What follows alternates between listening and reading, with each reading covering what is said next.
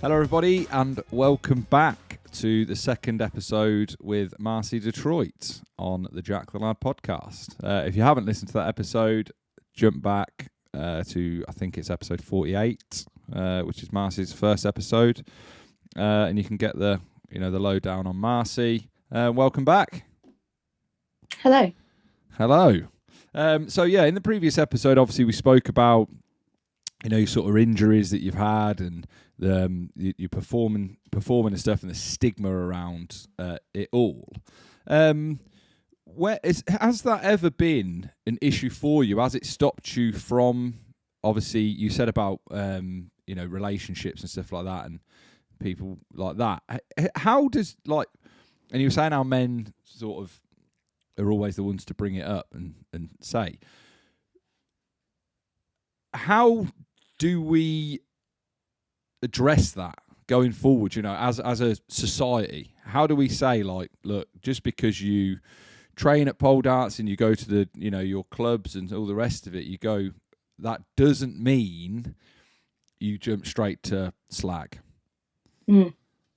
Well, we are developing a lot. Like the other day, I got excited because there was it was just an advert on TV, and it was like a reel of different types of exercising, and it was like, the classic, it was for a watch, or I don't know what it was for, but it had a pole dancer in it doing a Gemini or Scorpio upside down spin on a pole, and it was part of the reel, and it was all to do with sports and pushing sports, and it made me quite excited and I even turned around to my partner. I was like, that is so pushing like boundaries there. I was like, that's and I got really excited. They didn't really see the excitement I saw, but I did. I got quite excited about it. But I think just little things like that will take away from what I do is being so sexualized. I think seeing it as I don't think it will be ever in the Olympics, but if it ever did, that would probably take away everything sexualized about it. You say about the Olympics there, when competing, and I was thinking about this just between when we were off air, how is it scored? Is there certain elements you have to do, or how does that all work? I'm assuming you still know. There's different levels of competing, so depending on your level, you go to a certain comp, certain leveled comp, and then there'd be a beginner, intermediate, advanced, and you have to you build up on points basically on the different moves you do and the different dynamics moves you do, and you'll have depending on the comps you do, most of the time you have one static pole and you'll have one spinning pole, so you'll have to have a combo, at least two combos actually on both poles, so you have to do a static pole and the spinny, which is quite difficult in a sense when you're performing just on yourself, just doing it boom boom boom boom boom without wiping the pole down, and all of that is quite hardcore, and that's why there's only certain people that like doing it, because it is, once you get into the competing realm, you are a hardcore pole dancer. I will say I do respect a lot of what they do. It's hard because they're constantly up and down them poles without wiping them down, which is so impressive. Sweating. Yeah, so obviously with that, you said earlier about obviously that you need to have less clothes for the grip. I was just thinking that, again. I say this so there's different types of pole dancing. So the pole that I do obviously is on metal, stainless steel, chrome, all of that. Then you get Chinese pole as well, which Chinese pole is the completely opposite, and you're on like a rubber pole. And you can't do that with bare skin. You have to be layered up. So people will wear multiple layers of jeans, and then leggings on top of the jeans, and trackies, and they're proper layer up because you'll rip your skin off, obviously. But it's the same sort of element as pole. It's exactly the same, just covered in rubber. And you do more holding moves instead of spinning and stuff. And it's more drops and all of that. But when you're associated with Chinese pole, that is not sexualized in any other sense because you're completely clothed. It's the clothing element. If we're talking about the Olympics, if you want to go down sexualizing different parts of the Olympics, like volleyball, that gets overly sexualized because of what they wear. It would probably be the same sort of sense if pole went into the Olympics still, because pole dancers will have to wear probably even less. They'd probably wear like bikini sort of stuff, like two pieces, which that would get full on sexualized. You can imagine all the men be turning on the TV to watch the pole in the Olympics if the ladies were wearing less than nothing. I'm sure the views would go up. Yeah, definitely when them events are no, on. exactly. So maybe the Olympics should think about that and get more views. But it's the same, like you said about the volleyball. Like they wear, it is a big. Well, there's nothing like they're all it's obviously got basically, the blowout asses and stuff. So they're wearing like tiny, like they're not shorts. No one could. They're a thong. Yeah, they're hot pants. So, and that's what a lot of pole dancers would be wearing. They'd be wearing hot pants, or even, like I say, less, because definitely if you'd be competing in the Olympics, you'd want the most grip. So you would be like, right, let me have as much of my skin on that pole as possible. And this is where it comes. This is where it confuses me slightly, because they don't sexualize the gymnastics, and they wear quite less clothing as well. But I suppose they are younger, but in a sense, so are the volleyball girls. And this is where a full thing, isn't it? In the gymnastics, they're wearing a full bodysuit. No, exactly. But they've got their legs out. I used to do gymnastics when I was younger. I used to compete in that, and that's where I probably knew I was too competitive, because when I competed in gymnastics, my first ever competition, I came third, and I was like, oh, I needed to come first. In my first ever competition, I came third. That's very impressive. That's very impressive. And still, I was like, no. But even then, like I was saying, with the sexualization now, I'm saying with pole, I think it's always going to be there, because of just how it's looked at, because you're wearing so little clothing, because of what you're doing as well on the pole. Like you look graceful and sexy. It's what we're trying to do. Yeah. So it's going to be difficult to come away from. So you have to respect it in a sense where it's always going to be there. But then that's where I think us as a community of pole dancers have gone, right, we are sexualizing it. Let's keep it sexualized then. And that's where more now, definitely within after lockdown and during lockdown, the heels and pole flow have come more into the game, and doing more floor work on the around the pole, and being more sexualized on the pole, and using really big heels and sexy outfits and stuff is being more accepted and much more used by a lot of the pole community nowadays. And it's probably because of what we're saying. Instead of taking away from it, we're going to add to it. And if you want it being sexualized, we'll sexualize it even more for you. And we'll add a big 12-inch heel to the mix, Yeah, I mean, I've seen some of your videos, and them stilettos are fucking huge. Yeah, I love my shoes. I have a collection of shoes. So, well, there we go. There's the next question. How many shoes do you have? What are they all for? Which one does what?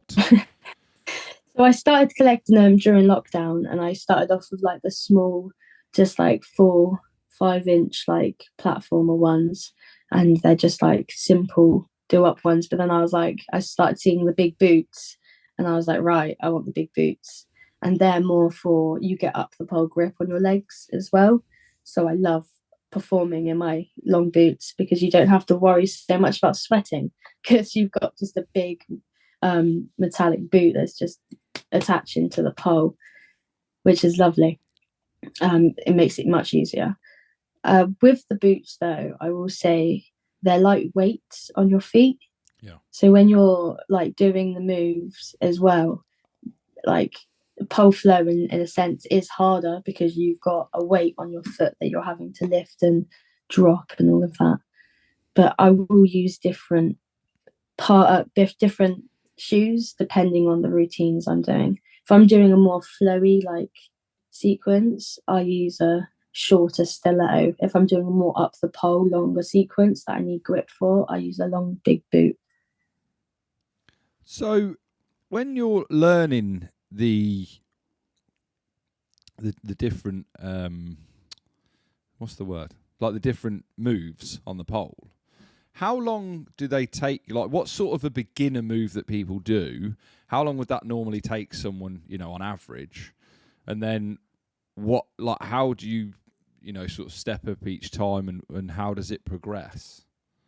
So we will do most of the time now. We do like beginners workshops and stuff, and we get a group of people that want to do it and never have done it before, and we get them all together on the poles, and we get them started off with just a simple climb, like just a simple hold up the pole, like angel, both legs around the pole and just hold the move. Basically, to know that the pole is hard and you are soft and it's going to hurt. And then we do some spins with them, so then they understand that you need to lift your feet and your body weight off the floor when you're moving around the pole. Because a lot of people don't understand that the pole's not going to work for you. You have to work on the pole, like, and you have to lift yourself. And so we do these workshops. So then, because obviously a lot of people are like, oh, pole dancing, I want to start pole dancing, which is great. But once they start, they're like, oh no, this isn't for me. And instead of them going through and buying a whole segment of classes, like a whole big block or something like that, they will just do this one little class, see how they go. And if it's not for them, then they can go, nah, that wasn't for me. But then some people will really pick it up, and they'll pick up the moves very quickly. So then we're push them a little bit more, let the other people have a funner class. And then obviously they've seen the fun side of pole dancing. They've not just spent the whole class struggling, not liking what they've done. They've still got an enjoyable class out of it, but it's just not for them. But the other ones, you'll push, get more out of them, and then you'll move them slowly up classes. And then you'll put them with other people that are on the similar sort of level as them. So then you'll teach the class with all similar level people and then work on their abilities together. And then you'll move them up depending on how quick their progress is. Within the classes, you have beginners, intermediate, and then advanced. And then when you're advanced, you have more free range in a sense, where your classes are more, you're given moves, but then you're able to develop your own way of doing the move, harder ways of doing the move, harder ways of coming out of the move. So when you're more advanced, you're able to have more freedom. But when you're a beginner, it's very strict. You're given the moves, like boom, boom, boom, boom, boom. Is there a move or a sequence or whatever that is seen as like the hardest one to do? No, but you'll get obviously you have like the pole Bible and stuff, and then there's so much out there that there is on the pole and the hoop and the silks and all of that. But definitely with Instagram, you'll see like something will pop up and you'll be like, I haven't seen that before. And then everyone will start doing it.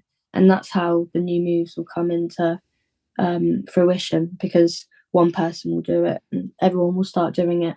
But in a sense, nothing's like ever too hard, or there's always a technique to something to get something.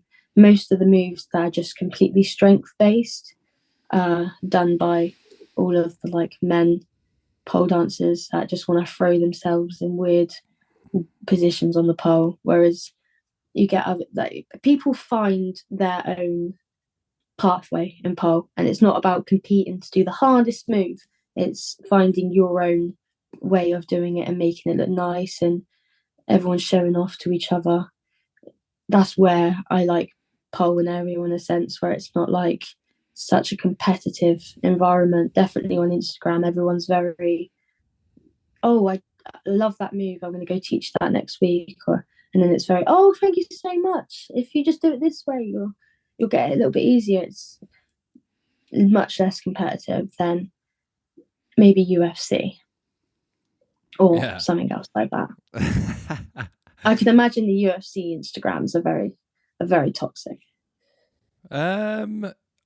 No, they're not too bad. I mean, most martial art. I mean, I used to do a bit of mixed martial arts back sort of 10 years ago, and some of the sort of top flight fighters from around where I am are the nicest guys you'll ever meet. Like, they are. Well, I can understand that, because when you're being battered, sorry, my dragon was moving. When you're being battered, it would probably humble you.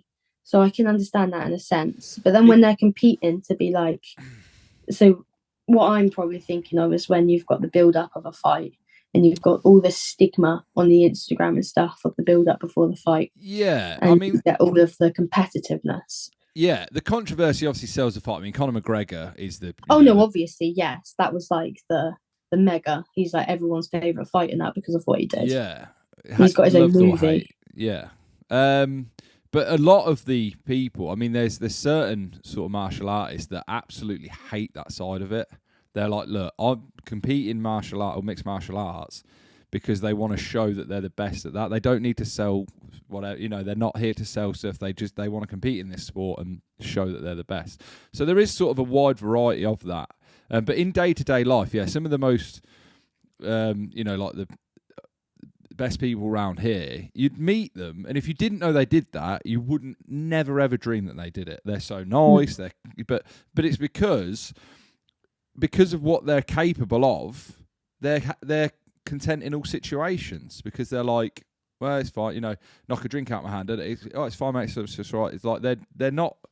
They don't need to show off or just beat someone up in the in town or whatever like that, because it's like, what does that gain me? Like, I'm expected to win this fight. If I'm fighting a random in the street, there's no upside for them. So yeah, and most of them are just sort of chill, like you say, because they're getting choked out and smacked about. I suppose you're going to have them small anomalies, and I guess we have them in our community as well that go out there just to show off and compete, and they will just get ignored most of the time, like you say in your one. But yeah, it is very less toxic, and I think I wouldn't say from a personal point of view because I don't compete, but I can imagine when you go to competitions it could get a little bit more toxic because everyone's a bit more, oh, she did that so-and-so move and that so-and-so did that move, and I can imagine it's a bit more like that, and I would struggle in an aspect in those sorts of environments because I can remember back to when I was very little, just competing in that one gymnastic competition. I just wanted to get everyone, and it was like I was what, 10, like so, and I'm now 23, so yeah, can nice. imagine they've grown. So what does the future look like for Marcie? I've just got a few events lined up. Hopefully I'm going to be on the stage a lot more and doing more stuff for my personal growth, less than the businesses, because I've been working a lot on the business recently and working on the classes and stuff, but now I want to push out and do more for me and on stage, and I want to travel, and I really want to go and perform. It sounds so OTT, little girl from Bournemouth, but I want to perform in Vegas, and I want to be on the big Vegas stage one day and doing that whole, I'll have like the one woman show because I can do it all. So I want to be that one woman show doing it all. I can't sing though, sadly, but I could be a drag queen and I could lip sync. So, I do have it all. Yeah, I mean, it's always a small town girl from anywhere in the world that makes it to Vegas. Like Beyonce is not from, she's not from Vegas, or Beyonce might be a bad thing, but I don't know any off the top of my head. But there'll be no end of people like Eminem. He's from the back streets of Detroit, isn't he? Like he lived in a trailer park and all the rest of it. Like now everyone knows him in the world. Like everyone comes from nothing. Like everyone that's ever achieved greatness. No, I do. I love that reference. He's one of my favorite ever people. I have like lots. I've got about a lot of money's worth of his merch upstairs. Like one of the first ever five copies of Cleaning Out Your Closet and stuff. Like I've got a lot of Eminem merch. So that reference was lovely. I love that right, yeah, because I like Eminem. I resonate with him a lot because, like you say, he came from such a small town and now he's massive and everyone knows his name. That's what I want to be. I want everyone to know the Pink Vixen. I want everyone to know what I'm about. 100%. Yeah. Hopefully this podcast can get you at least one more follower. My daughter, and she hates when I mention her on the podcast, but I'm going to, and she probably won't listen to this anyway because she doesn't listen to most of the episodes. She can actually, I was going to say sing along, but rap you know, the quick bit in Rap God, like 4.5 minutes in. Can she? She can rap every single word of that, and it's like, so we started doing like speed reading on the TV. That is impressive. Insane. Like I mean, so proud of her. Watched her at netball today. She's smashing it. But she watches, like, if she's watching Netflix TV shows and stuff, we don't watch them together. We can't watch them together because she watches them at 1.5 speed because it's boring. Like, she's like, if I watch it at normal speed, it bores me because it takes too long to get to the point. But I sat with her and I said, put it on 1.5 then, let's see. And I couldn't keep up. I was like, well, she just said that, but then someone else already spoke and finished. What, she listens to everything really fast? Everything on Netflix she watches at 1.5 speed, yeah. And that's only because I think that's the fastest it can go.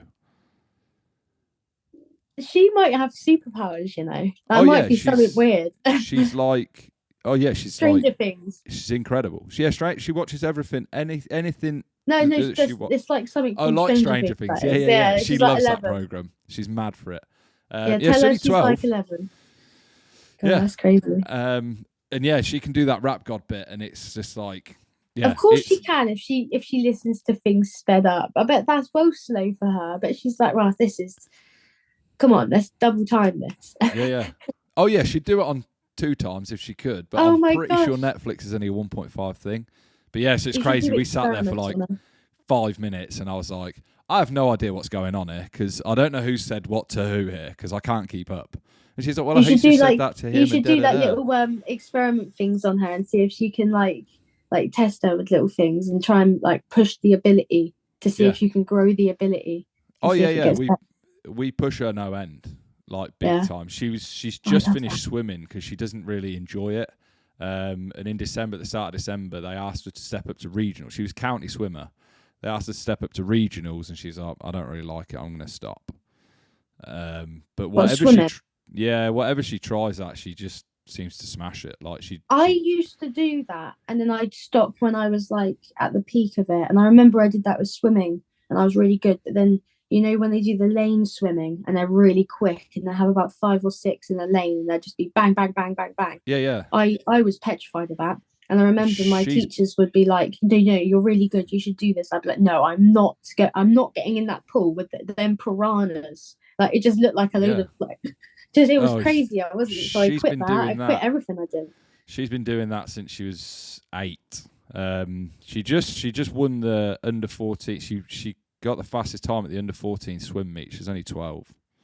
Oh gosh, that's crazy. And they were like, "Can you step up to regional?" She's like, "Actually, I don't really like doing it, so I'm going to quit." But now she's doing netball. Get her into, make her find what she really loves. Once I found what I do now, I'm still in it. Like, I still do it. And I remember trying to find. I did gymnastics for ages. I did karate. I did taekwondo. I did swimming. I even did like. Oh, what was the other one I did? It was the other of all the different types of martial arts, you know, jiu-jitsu. I did jiu-jitsu for a bit. Yeah, you don't do that. I never liked any of it really, and I was like, oh, I like that element of it, but I like that element of it. And then with the gymnastics, I like a slight element of it, and I kind of like with jiu-jitsu, it's a bit of jiu-jitsu what I do. It's a bit of like acrobats. It's a bit of gymnastics. It's like everything is mixed into what I do now in the pole and aerial, because there's so many of the different wraps that I used to do with my legs in jiu-jitsu that I have to do on the hoop and stuff now and on the pole. Very similar. It's strange. And then obviously with the aerial side of the gymnastics and all of that goes alongside with what I do. So it's funny how all of the different ones have kind of merged together to fit what I do now. Because I didn't necessarily not enjoy everything I did, just didn't love it as much as I love what I do now. Yeah. I think that's it. I think you've just got to find what you love and then just hone it in. And there was a saying that I heard the other day, and the hardest worker in the room will get further in said sport. Will get further than the talented guy that refuses to work hard. Yeah. No, it's true. And it is. So how far do you go on tour with this? Like, how far out do you go outside of like Bournemouth and that, or like where have you travelled? What, with the school? With the school, yeah. Where have they performed, or is it just locally? Oh, no. We teach. So our school is very locally based. It's in Dorset, but we're one of the biggest schools in Dorset. We're the biggest, actually, pole school. And we run across all of, so we have studios across like in Ferndown, Poole, and Bournemouth. Like, so we cover all the bases. But me, I want to go out and perform across. I've got some places that I want to in London at the moment, but it's all just got to put everything in perspective, really, because I work so much. I've got to make sure I fit everything into place and balance it out on the plate, really, because I can't just go run off to London when I've got responsibilities of running the school back here, and that's where I have to decide, I think, what I really want to do, if I want to keep teaching and doing that, or I want to go and perform. The one piece of advice I would give you on that is make sure it makes you happy and no one else. No, exactly. And that's where I think I'm trying to find the balance, because I find performing, I love performing, but then I love my teaching side as well. So I've just got to decide which I love more. Yeah. Well, to be honest, in how you said it, I know exactly which one you do.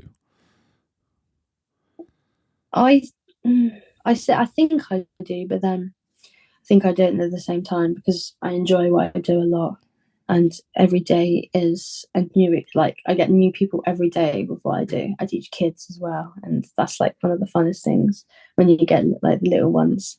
And with the little ones as well, you can just like Play-Doh, just merge them into the move, and they're like, yeah, and you're like, well done, that's amazing. And it's so good for the heart, I feel. But then when you're performing, it's like I say, it's that thrill and then that low, which it can get quite repetitively boring.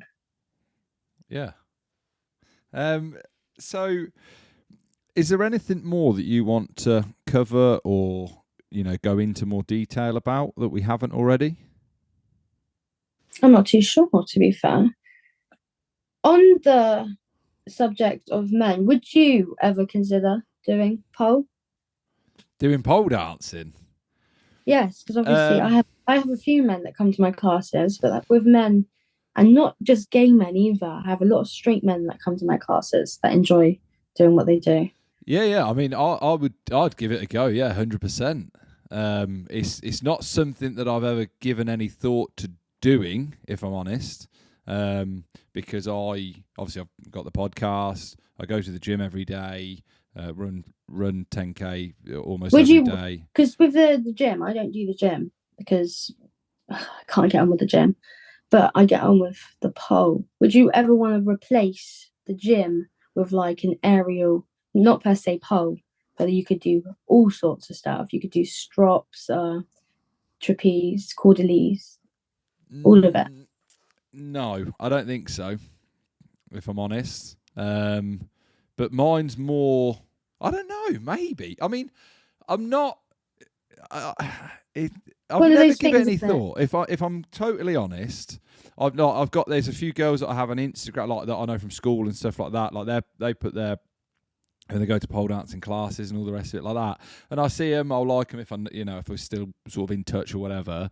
And then I scroll on. Like I don't ever think like, oh, this is something I should go along to this, or this would be a really good. It's just never been in my wheelhouse. It's never been something that I've ever sort of given it, because I play a lot of football. Like, I've played football all my life, like football and martial arts. Okay, yeah, So, sorry, I haven't done martial arts all my life. I did martial arts for 2 years, but like growing up, football and rugby were like the two biggest things. Jiu-jitsu was my sort of main thing that I did, with a bit of Muay Thai. But it was good. It was really good. I loved it.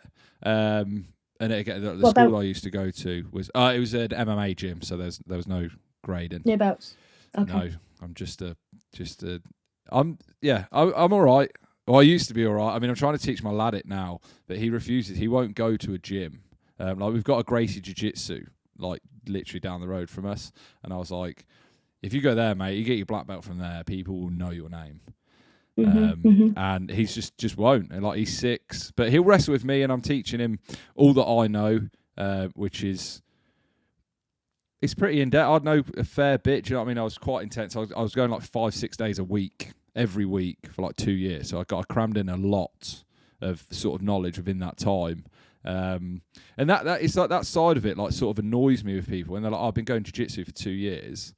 I'm like, have you though? Or have you been going once a week for 2 years? Because if you've been going once a week for 2 years, or you've been going 6 days a week for 2 years, they are astronomically different, and the outcome's going to be different. If you roll with someone that's been doing it 2 years, but they've been doing it 6 days a week, they're going to murder you.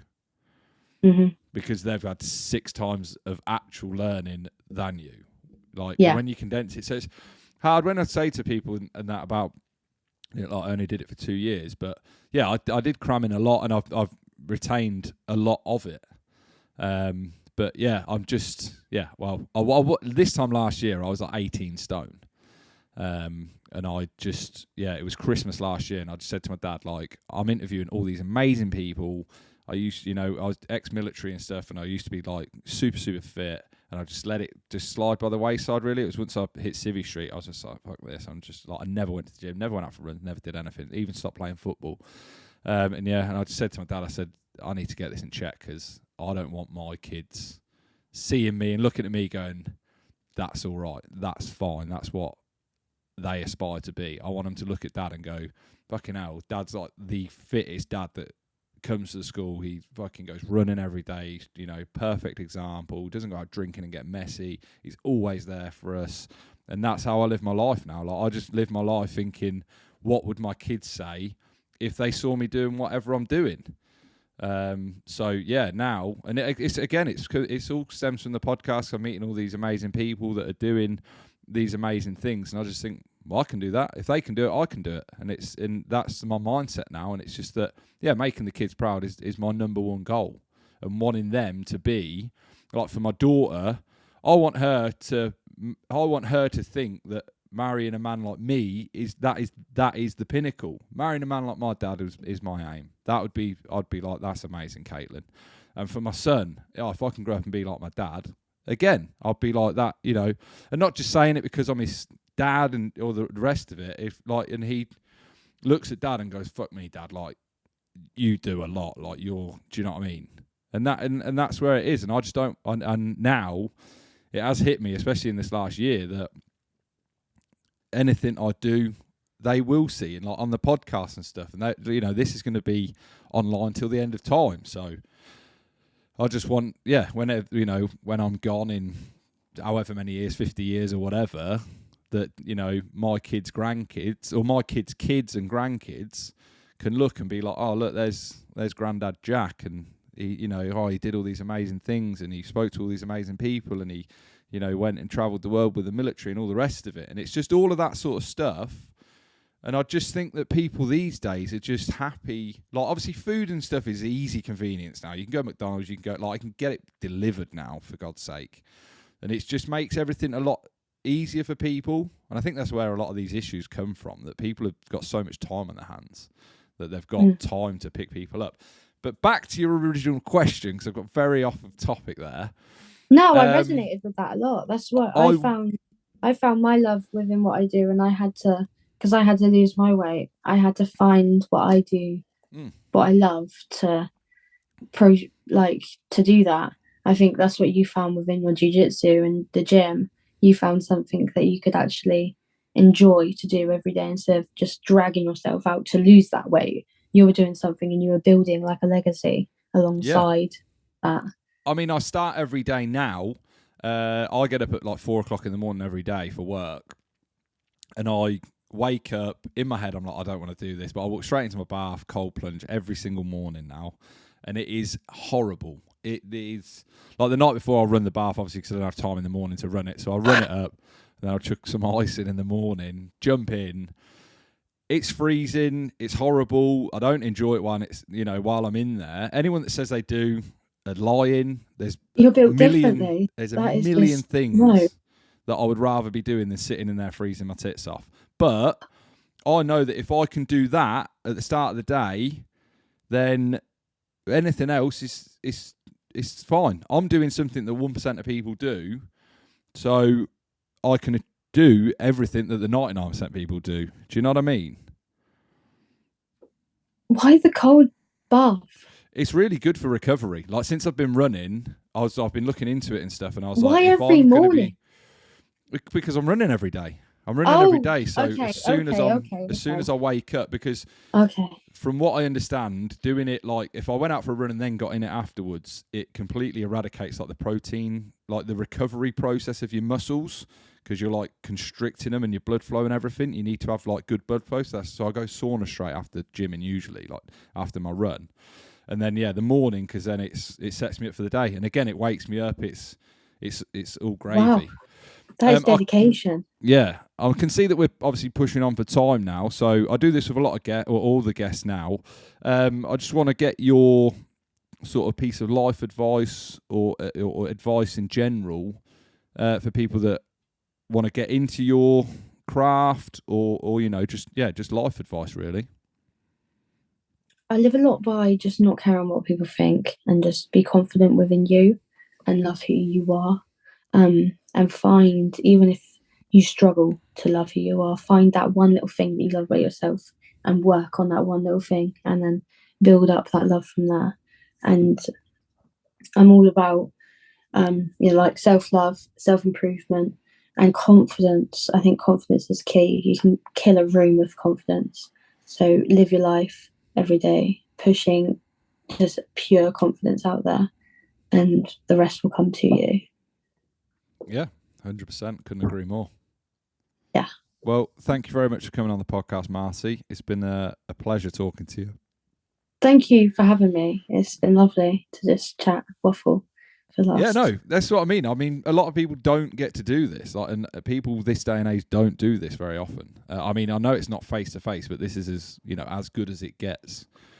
I thought you wanted me to come all the way to London, so this is a lot easier than travelling all the way to London on a Sunday. Yeah, well, a part of me was debating bringing all my kit down to you. Oh. Yeah, because I travel for work, so I was like, well, I could just wait until I'm in that area and I could sort it. Yeah. But this is a lot easier. If you ever wanted to do this again, we could go to a studio and I could do some of the pole with you and show you how to do the man moves, as I say, and we could do some more. Yeah, I'd be up for that. Like I said, if I do take the podcast on a UK tour, like with a van and stuff, then yeah, 100%. I'll pull up at Dorset and I'm more than willing, and I'm sure my nutter mum that created this would love to have a chat as well, and you could meet the bigger version of me. All right, brilliant. Yeah. Do you want to give everyone your tags and whatnot for Instagram and stuff? The Pink Vixen, all underscores in between, and Marcie Detroit. So is it _pink _vixen _ the _ pink _ vixen? Yeah, right, with you. Just underscores. And then Marcie Detroit, basically, if you want to find me anywhere. It's all Marcie Detroit. Perfect. Well, thank you very much for listening, everybody. Catch you later. Thank you for having me. See you later. Bye.